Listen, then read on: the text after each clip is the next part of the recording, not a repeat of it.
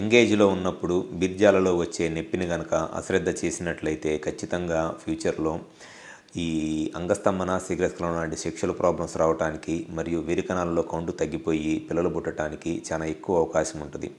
అయితే ఈ బీర్జాలలో ఈ 25 to 30 ఇయర్స్ 35 ఇయర్స్ ఏజ్ గ్రూప్లో ఉన్నప్పుడు ఈ నొప్పి కానీ లేకపోతే వాపు కానీ బీర్జాలలో బరువుగా ఉండి అనీజీగా ఉండటానికి గల ముఖ్య కారణాలు ఇన్ఫెక్షన్స్ కానీ వారికోసిల్ కానీ.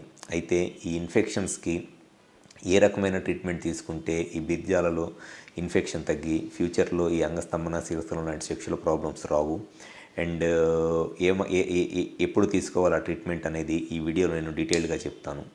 ఎప్పుడైనా సరే బీర్జాలలో కనుక నొప్పి వాపు లేదా బరువుగా అనిపిస్తే ఫస్ట్ ఇన్ఫెక్షన్ ఏమైనా ఉందని చెక్ చేసుకోవాలి. దానికి మనం చేయాల్సింది ఏంటి అని అంటే సెమెన్ కల్చర్ అంటారు. అంటే సెమెన్లో ఇన్ఫెక్షన్ ఏమైనా ఉందా, బ్యాక్టీరియా ఏమైనా ఉందా అనేది చెక్ చేసుకోవాలి.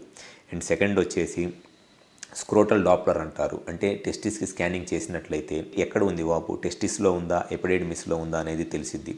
అండ్ కొంతమందిలో టెస్టిస్లో ఇన్ఫెక్షన్ లేకపోయినా ఎక్కువ మందిలో ప్రోస్టేట్లో ఇన్ఫెక్షన్ ఉంటుంది. ప్రోస్టేట్లో కనుక ఇన్ఫెక్షన్ ఉన్నా సరే ఈ టెస్టిస్కి ఆ ఇన్ఫెక్షన్ వచ్చి కొన్నిసార్లు నొప్పి ఇది వచ్చింది.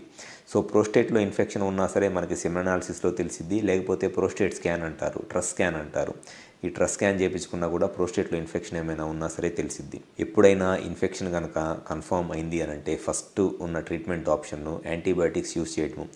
డాక్సీసైక్లిన్ లాంటి సింపుల్ యాంటీబయాటిక్స్తో స్టార్ట్ చేసి కొంత బ్రాడ్ స్పెక్ట్రమ్ యాంటీబయాటిక్స్ కనుక యూజ్ చేసినట్లయితే చాలామందిలో ఈ టెస్టిస్లో ఇన్ఫెక్షన్ కానివ్వండి లేకపోతే ప్రోస్టేట్లో ఇన్ఫెక్షన్ కానివ్వండి ఈజీగానే క్యూర్ అయిపోతాయి, ఎటువంటి ప్రాబ్లం ఉండదు. ఒకవేళ యాంటీబయాటిక్స్ తీసుకున్నా కూడా మీకు ఈ ఇన్ఫెక్షన్స్ తగ్గట్లేదు, ఇంకా టెస్టిస్లో బరువుగానే ఉంటుంది అని అంటే నెక్స్ట్ ఉన్న best treatment option piezo wave therapy లేకపోతే extra corporeal wave therapy. So ఈ పిజో వేవ్ థెరపీ లేదా ఎక్స్ట్రా కార్పోరియల్ వేవ్ థెరపీ అని అంటే ఒక చిన్న వైబ్రేటర్ లాంటి మిషన్ ఉంటుంది. ఆ వైబ్రేటర్తో టెస్టిస్కి కనుక మనము ట్రీట్మెంట్ చేసినట్లయితే ఏదైతే ఈ ఇన్ఫెక్షన్ ఉండి ఈ ఇన్ఫెక్షన్ వల్ల టెస్టిస్లో నర్వ్స్ డ్యామేజ్ అయిపోయి లేకపోతే బ్లడ్ సప్లై తగ్గిపోయి పెయిన్ వస్తుందో మళ్ళీ ఈ వైబ్రేటర్ ఈ పిజో వేవ్తో కానివ్వండి లేకపోతే ఎక్స్ట్రా కార్పోరియల్ వేవ్ థెరపీతో ట్రీట్మెంట్ చేయించుకున్నట్లయితే పెన్నిస్కి బ్లడ్ సప్లై పెరిగిద్ది.